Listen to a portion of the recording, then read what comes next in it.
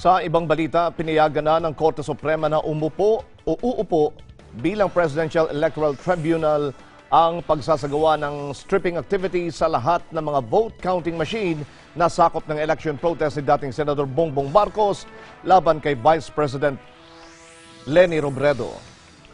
Ang stripping activity ay ang pag-aalis ng mga backup card, modem at external batteries mula sa BCM at consolidation and canvas units. Bahagi ito ng paghahanda para sa aktwal na pagsauli ng mga nirentang makina sa Smartmatic.